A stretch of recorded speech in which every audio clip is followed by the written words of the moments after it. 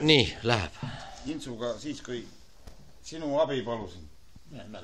No siis, kui ma panin see 2 kotti peale ja Intsu koti ja mis toimus siis? Ja sina panid veel mind aerutama, et sel juhul võtab peale, kui sa aerutad sinna jõe suususe välja. Räägi nüüd algusest. Algas nii. No nii. See algas niimoodi, et hommiku Intsuga läksime kalale ja ikka sinna liinist edasi selle sirge peal.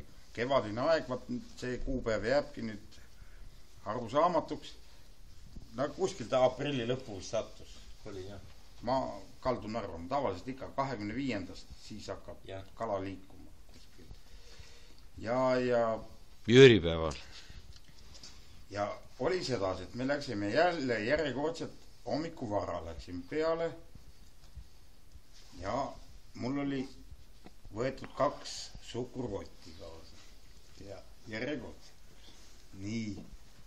Ja toimus see teema, et teisel mehel oli 1 kott.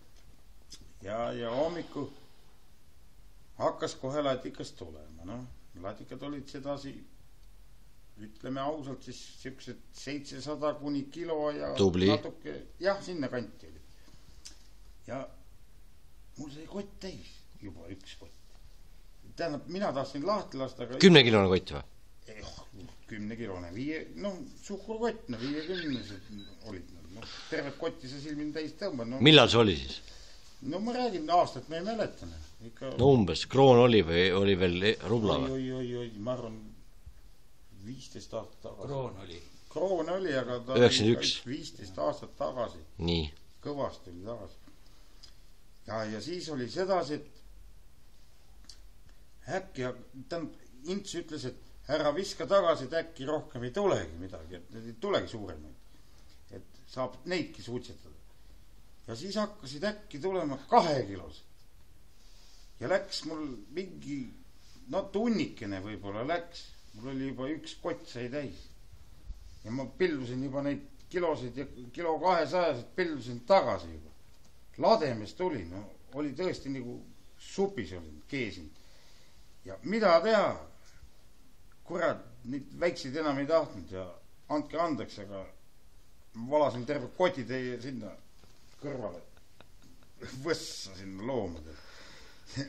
Ja täitsin selle kõik 2 kotitäit täitsin õhtaks 2 kilostega. Pidin loobuma lihtsalt nendest kilostest. Ma pildusin, ma ütlen, ma oleks sel päeval vist 0,5 tonni püüdnud välja. No nii palju ei ole, aga no paar kotti oleks küll neid väikseid ka veel olnud. Aga neid läksid ka kogu aeg tagasi, aga oli, ma viskasin, 1 õngega sain püüda. Mul oli ka 3 latti kaasas, aga 1-ga sain püüda.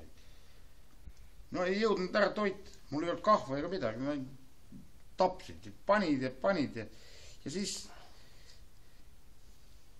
Ülo oli nõus. Ülo püüdis, oli minu kõrval jälle, järjekordselt. Ega teised ei saanud jälle persitis. Tookord said sina ka, sa tulid jälle minu juurde sinna ja viskasid samast auku minu juurde.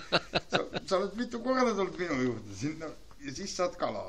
Ja teised ümberringi, kes olid eespool, Jaadla, Arno ja need ei saanud ju mitte midagi sealt eest. Midagi ei saanud, me ei kuulsid pärast. No, 10 tükki võib-olla päeva peal said seal nokist veel. No, meil oli nagu laulupiduga. Igavene eht oli ja siis Intsul oli auto seal liini all.